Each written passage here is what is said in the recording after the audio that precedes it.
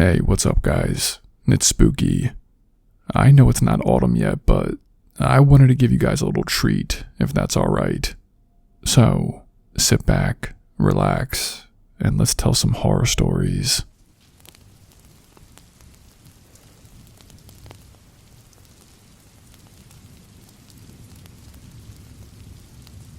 I grew up in a small town where every October meant the harvest fair. It wasn't much compared to big city events, but for us, it was a big deal. Hay rides, food stands, little rides brought in on trucks, and all the booths where you could win cheap prizes. I hadn't been to it in years, but last fall, I went with my girlfriend, mostly for nostalgic purposes. The place had not changed. The same string lights draped across the midway, the same smell of fried dough and kettle corn in the air. It was perfect. Kids would run by with sticky fingers, teenagers clustered by the rides, and parents stood in line for their cider. It felt safe, familiar, almost too ordinary. We wandered through the booths, laughing at the rigged games. Most of the prizes were usual: plastic toys, candy, stuffed animals with loose stitching. And at one stand, a man with a wide grin kept calling out to us. He was middle-aged, maybe mid-40s, wearing a trucker cap and a flannel shirt. His booth was set up with milk bottles, stacked in a pyramid, and a bucket of baseballs. Knock them all down, you win a prize. Now, I hadn't thrown a baseball in years, but the guy was persistent, so I paid for 3 tries. My first throw missed completely. The second clipped the top bottle, but didn't topple the stack. On the third, I managed to knock them all over. The man clapped loudly and made a big show of it. "Winner," he called out, holding up a large stuffed animal, a brown teddy bear with a crooked smile stitched across its face. My girlfriend laughed, saying she was too old for carnival toys, but she tucked it under her arm anyway.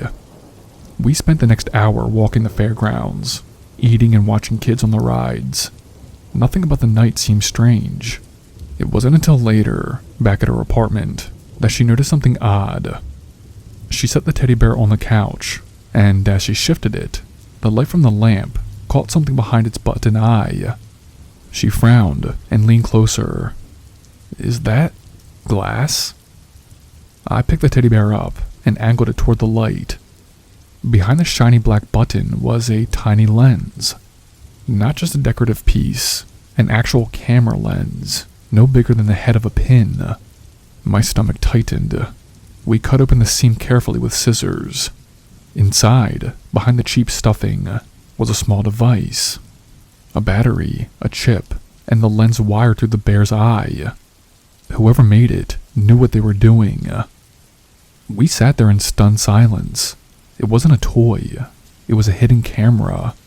My girlfriend's first thought was that it might not even work. Maybe just a broken piece someone shoved in it. But when I pulled the battery out, it was warm. That meant it'd been running. We debated what to do. Part of me wanted to drive straight to the police station, but another part wanted to go back to the fair and confront the man who gave it to us. In the end, caution won. We put the device in a shoebox and drove it to the station that same night. The officer on duty did not seem surprised. He bagged it and asked us to describe the booth operator. I told him about the flannel shirt, the cap, his build, his voice. He scribbled notes and then asked if we still had the prize ticket that he gave us. We didn't.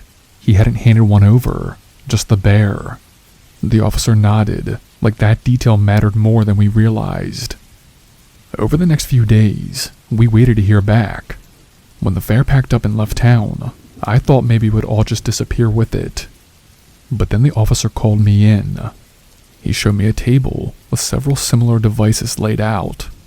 Not all in teddy bears, some in dolls, some in plastic toys, all wired with cameras, all pulled from booths at that fair.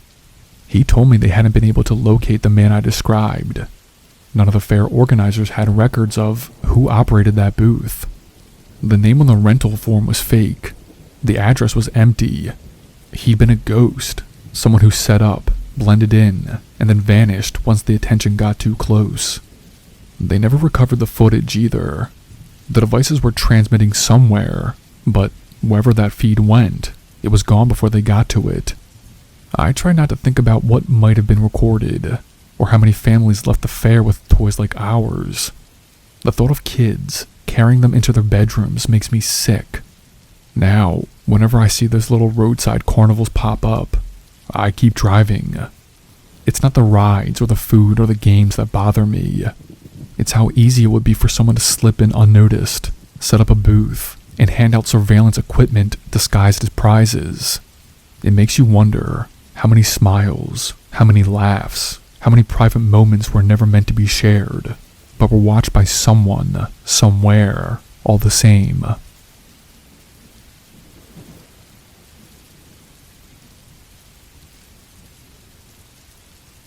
It was the middle of October, and my friends convinced me to go to one of those seasonal corn mazes that pop up every fall.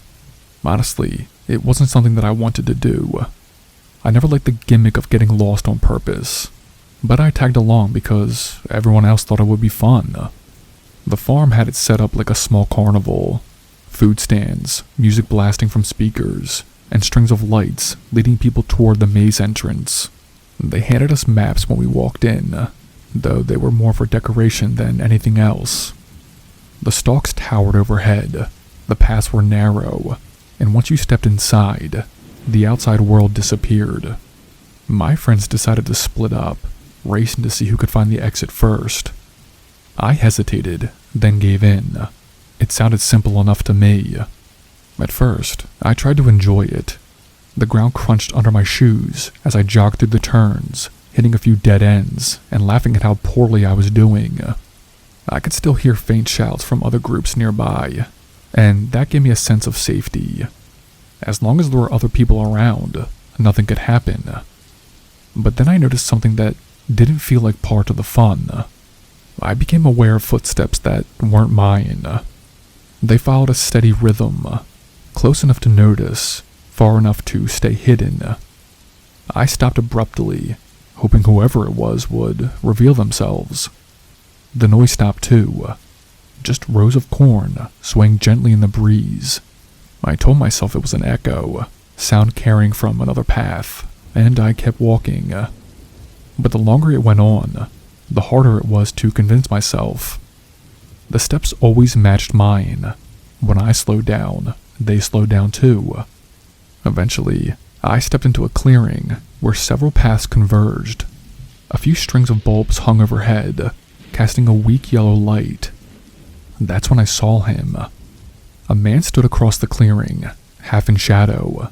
He wasn't wearing the farm staff shirt like the other workers were. His clothes were plain and dark, nothing distinctive. What froze me wasn't what he wore, it was his face. At first glance, it almost looked normal, but the longer I stared, the more wrong it seemed. His eyes were too wide, glassy, locked on me without blinking. His jaw hung loose, not fully open, not fully closed either, lips twitching like he couldn't decide on an expression. It did not look like someone trying to scare me for fun. It looked like someone who had been standing there for a long time, watching, completely still. The light flickered once overhead, and in that momentary shift, his features looked even more unnatural. His skin was pale under the bulbs, almost waxy, and his mouth quivered like he was silently mouthing something that I couldn't hear. The kind of face that makes your stomach turn even though you can't explain why. I forced myself to move, choosing a path at random. My legs carried me faster than I intended, my heart hammering against my ribs. I did not want to run, but I couldn't shake the feeling that he'd follow if I didn't. Sure enough, the stalks rustled behind me. The steps were deliberate, patient, never hurrying, never falling away. I couldn't bring myself to look back. Every turn looked the same. Corn walls, dirt paths, occasional arrows that seemed to point in circles. My throat felt tight, my mouth dry, and then I stumbled into another clearing. He was there again. Different edge of the space, same posture. His head was tilted slightly, eyes locked on me like he knew exactly where I was going before I did. His expression hadn't changed. Wide eyes, slack jaw, lips trembling with some unspoken word. I broke into a run. I shoved straight through stalks, ignoring the designated path, arms scratched raw by the sharp leaves. My jacket tore, but I did not stop. I pushed through until I emerged behind the maze, in a part of the field not meant for the visitors.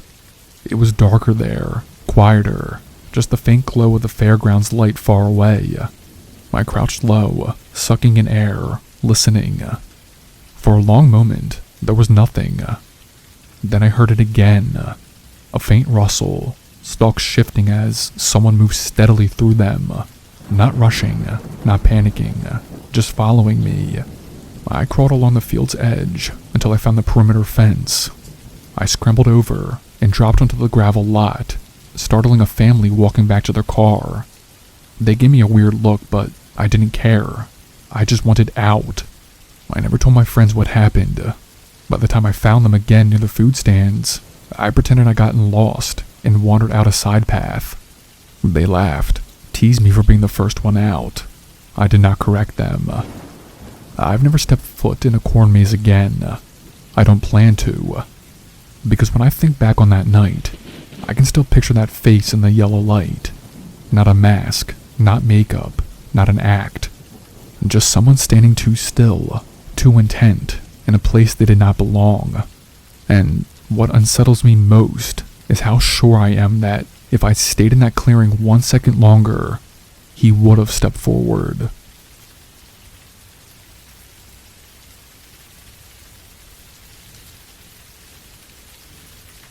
Last October, I went to a bonfire out in the woods with some people from school. I wasn't super close with most of them, but one of my friends had invited me, and I did not feel like sitting in my dorm all night. The plan was simple. A guy with a pickup brought wood out to a clearing behind some farmland. Everyone chipped in for cheap beer, and we just hang around the fire until late. By the time I got there, the fire was already going. It was big enough that you could feel the heat a few feet back, and the sparks were floating up in the dark. There were probably 12 or 15 of us there, all spread around in a circle, standing or sitting on coolers. I recognized a few faces from classes, but not enough to feel comfortable, so I mostly kept to myself and just listened to people talk. At first, everything felt normal. People were laughing, drinking, throwing extra branches on the flames. But after a while, I started noticing how quiet it was once the talking died down. Normally, when you're out in the woods at night, you hear bugs, wind, something. Here it just felt like the fire was the only thing making sound. It made me feel weird, like everything outside that circle was waiting for something. I thought I saw a movement past the tree line a couple of times. Just little things, like weeds shifting, or a darker patch between the trees, but enough that I kept glancing back at it. One girl next to me caught me looking, and asked what I was staring at, and I just shrugged it off. I did not want to sound paranoid. Then the fire started burning lower, and the shadows around us got heavier. That's when I definitely heard it. A stick snapping somewhere past the circle. Everyone else kept talking, so maybe I was the only one who noticed, but it was sharp enough to make me stiffen. The guy who brought the wood said he had more in his truck, and a couple people followed him to help grab it. They disappeared down the path, leaving us in the dim light. For those few minutes while the fire was low, I couldn't shake the feeling that someone was out there. I kept telling myself it was probably just an animal, but the sound of footsteps is different. You can tell the difference when you've walked enough trails. When they came back and tossed the wood on, the flames jumped higher, and that's when I saw him. There was a man, crouched just behind one of the trees. I don't know how long he'd been there, but when the firelight shifted, it lit his face for half a second. It's burned into my head. His skin looked pale in the firelight, but what really stuck with me was his expression. He wasn't smiling, but his mouth hung open just slightly, and his lips were trembling like he was trying not to move. His eyes were wide and fixed straight on us, not blinking, no looking around, just locked in. I turned away quick, hoping no one noticed how freaked out I was, and when I finally looked back, he was gone. or at least he'd moved out of the fire's reach. The rest of the night, I barely said a word. People kept laughing and drinking, but every time the fire died down a little, I felt that same crawling on the back of my neck, like he was still out there, waiting for the dark spots. At one point, I thought I heard footsteps circling us slowly, crunching leaves just out of sight. Eventually, people started leaving. A few stayed, but I told my friend we needed to get out of there. He rolled his eyes and said I was overthinking, but I did not care.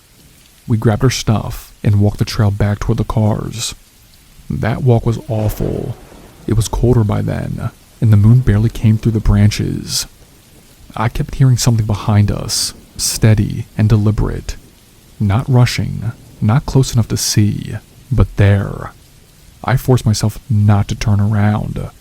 When we finally broke out of the trail into the gravel lot, I felt this huge wave of relief. My friend thought I was being dramatic, but I knew I had not imagined it. As he unlocked his car, I did glance back one more time. That's when I saw him again, standing at the edge of the trail, just beyond the lot. Not hiding this time, not crouching, just standing there with his head tilted, watching. I yanked the door shut as soon as I got in. My friend saw him too, because he stopped talking and just stared through the windshield. The guy did not move closer. He just raised one hand slightly, palm out, almost like he was acknowledging we saw him. Then we backed out and drove away, headlights catching the empty trees.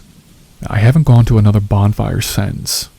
Every fall, people ask if I'm coming out for one, and I just say I'm busy. The truth is, I can't get that face out of my head. That blank, frozen expression, and those eyes that never blinked. I don't think he was trying to scare us. I think he was waiting for the right moment to step in.